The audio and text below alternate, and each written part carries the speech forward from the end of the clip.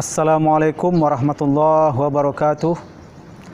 Alhamdulillah nahmaduhu wa nasta'inuhu wa nastaghfiruh wa na'udzu billahi min syururi anfusina wa min sayyiati a'malina.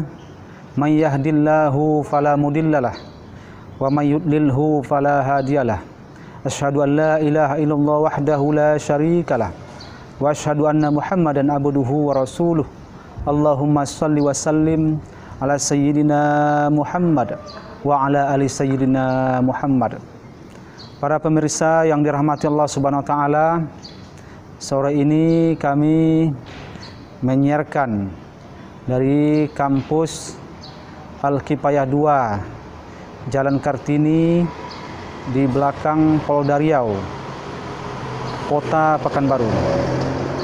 Pada sore hari ini kami mengupas atau menguraikan tentang bertambah baik, bertambah cinta. Kaum muslimin yang dirahmati Allah Subhanahu wa taala, bahwa ukuran kebaikan, ukuran kebagusan antara manusia dengan makhluk-makhluk yang lain, dengan benda-benda yang lain, itu sungguh berbeda. Ada hanya pandangan secara zohir saja, ya. Secara zohir, umpamanya kebagusan, dikatakan bahwa kerbau itu baik, binatang ya, kerbau itu baik, berarti indikatornya adalah badannya sehat, kemudian tidak ada cacat, kemudian kerbau itu gemuk. Karena kerbau yang gemuk dengan kerbau yang kurus tentu berbeda harganya. Jadi kerbau itu baik dilihat dari ukuran badannya dan dagingnya. Kemudian kuda itu bagus, baik kuda itu, berarti kuda itu dilihat dari bentuknya, rupanya, dilihat juga dari kulitnya, dilihat juga dari kecepatannya, cepat pacunya, laju dia berpacu. Kemudian juga mudah dia diajak untuk kembali, patuh dia kepada pemiliknya. Itu kalau diukur dari kuda. Walaupun sama-sama binatang, ukuran kebaikan kuda dengan kerbau juga berbeda. Indikatornya benda yang lain umpamanya kaligrafi itu baik, bagus kaligrafi itu, berarti hurufnya harus bagus, teratur, seimbang dalam penulisannya kaligrafi itu. Inilah yang dihitung baik dalam sebuah benda atau sesuatu apapun. Umpamanya burung itu bagus, baik, berarti kicauannya, suaranya juga bagus, indah, enak didengar. Kemudian suka dia berkicau. Kaum muslimin yang dirahmati Allah Subhanahu wa taala, begitulah kalau kita melihat binatang atau benda-benda, ukuran bagusnya itu adalah basiratu zahir, yaitu pandangan mata zahir kita, tidak masuk dalam ukuran batin. Sungguh berbeda penilaian itu dengan kalau kepada manusia. Di dalam Islam manusia itu harus dilihat dari basiratul batin, yaitu pandangan batin. Pandangan batin ini pada manusia ini yang tinggi nilainya. Jadi manusia itu bukan dilihat daripada rupanya saja, tidak dilihat dari kulitnya saja, tidak dilihat dari bentuk kekar tubuhnya saja, bukan itu nilai yang tertinggi pada manusia. Pada manusia itu di selain nilai fisik yang tadi, ada nilai akal dan hatinya. Nilai akal, intelektualnya, kecerdasannya. Di samping manusia itu bagus secara fisik, juga dia harus berintelektual. Dia harus orang yang berilmu, baru tinggi nilainya. Orang yang berilmu berbeda dengan orang yang tidak berilmu. Kalau orang yang berilmu bisa naik harganya, maka manusia itu harus berpendidikan, harus dia kuliah, harus berpendidikan tinggi. Baru semakin tinggi pendidikannya, semakin tinggi pula harganya. Kemudian selain dia berpendidikan tinggi, juga harus ada kebaikan yang sentuhannya dalam hati. Apa contohnya?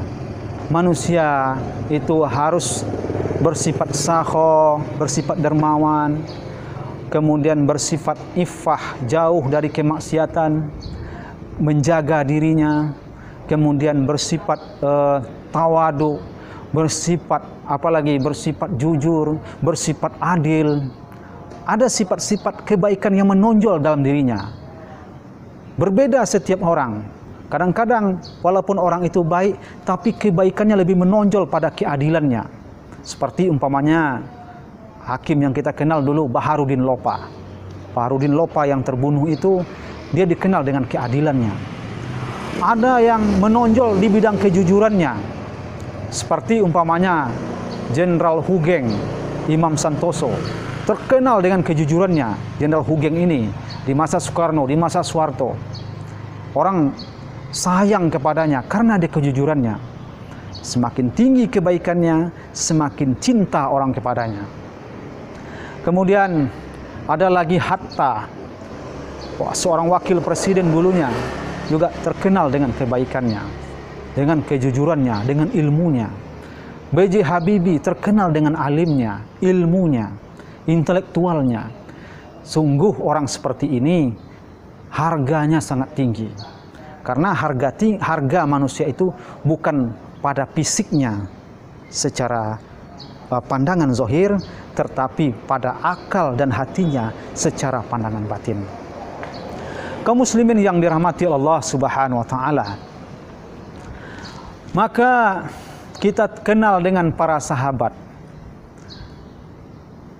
Abu Bakar Siddiq menonjol kejujurannya, ditulis di sisi Allah sebagai siddiqon, sebagai orang yang jujur, karena dia mengakui nubuah Nabi Muhammad SAW, mengakui Isra Nabi Muhammad SAW. Termasuk juga dia sebetulnya orang yang sakho, orang yang dermawan, tetapi kejujurannya lebih tinggi dari kedermawannya. Maka yang menonjol sifat kebaikannya adalah kejujurannya. Para sahabat yang lain seperti Utsman bin Affan, yang menonjol adalah kedermawanannya. Separuh dari hartanya dia pergunakan untuk perjuangan agama. Kemudian Ali bin Abi Thalib menonjol dari segi ilmunya. Ana Madinatul Ilmi, kata Rasulullah. Saya adalah kotanya ilmu. Wa Ali babuha, dan Ali adalah pintunya. Begitu juga ya Umar bin Khattab dikenal dengan syaja'ahnya, keberaniannya. Jadi orang ini, masing-masing orang ini, semuanya walaupun dia baik ya, masing-masing orang ini, tapi ada yang istimewa yang dia bawa di hadapan Allah Subhanahu wa taala.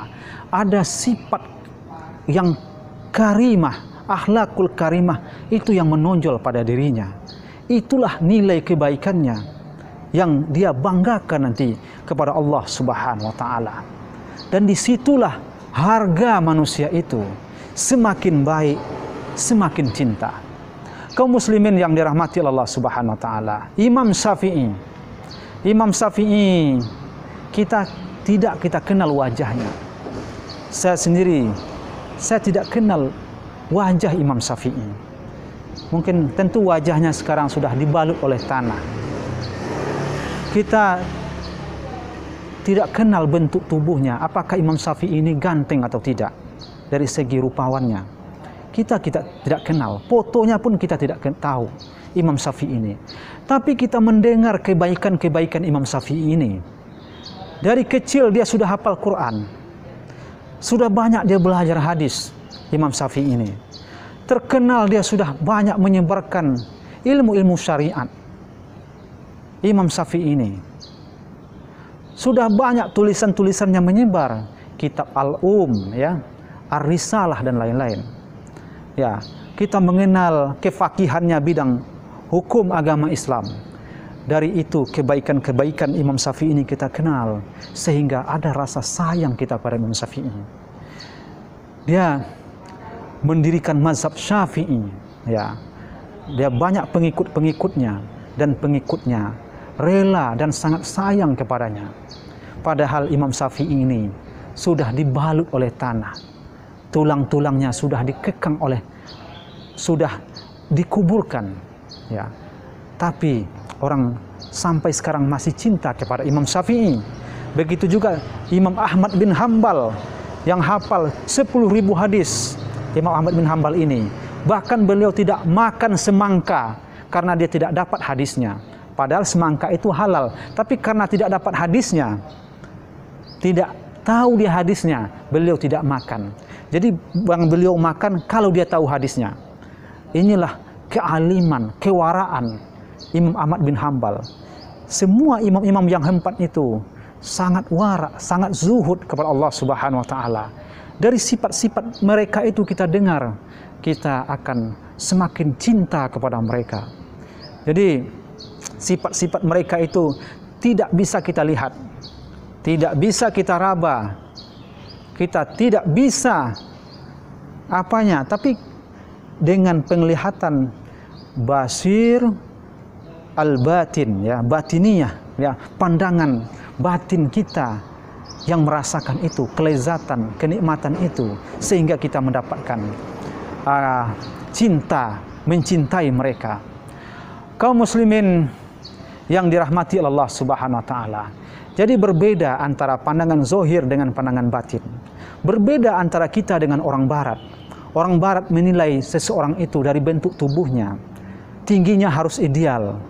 Ya, beratnya juga harus ideal. Kalau menurut orang barat menilai seseorang. Tapi kalau dalam Islam, penilaian seseorang itu lebih kepada pandangan batin. Bukan hanya sekedar fisiknya. Fisiknya bisa saja pendek, fisiknya bisa, kulitnya bisa saja hitam. Ya.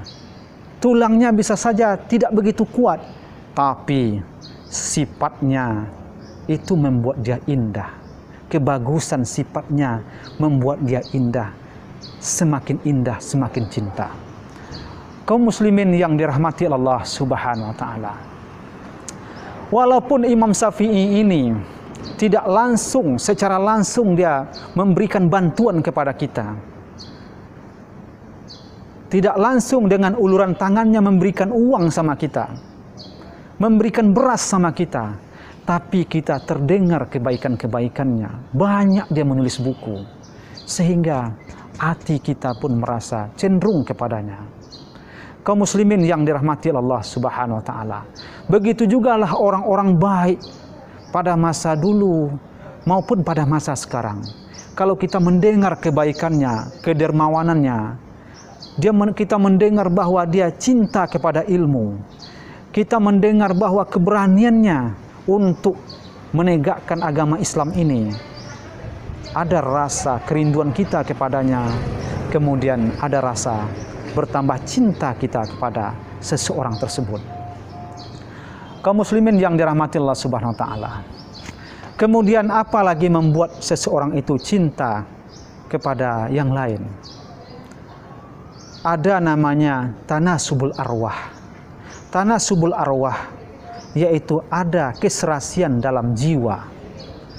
Makanya orang-orang yang cenderung kepada masjid, yang suka sholat berjamaah, dia akan suka kepada orang-orang yang cenderung kepada masjid. Pada kelompok-kelompok orang yang suka berdakwah, dia juga suka berkawan dengan orang-orang kelompok komunitas yang suka berdakwah. Ada namanya tanasubul arwah. Ya. Maka orang-orang yang penjudi, dia berkawan dengan orang penjudi. Dia akan mencari hizibnya masing-masing, kelompoknya masing-masing, sehingga dia suka berkawan dengan seperti itu. Kaum muslimin yang dirahmati Allah Subhanahu wa taala, maka segala cinta ini, kebagusan ini kita harus sandarkan kepada Allah Subhanahu wa taala. Maka seluruh kebagusan ini adalah datangnya dari Allah Subhanahu wa taala.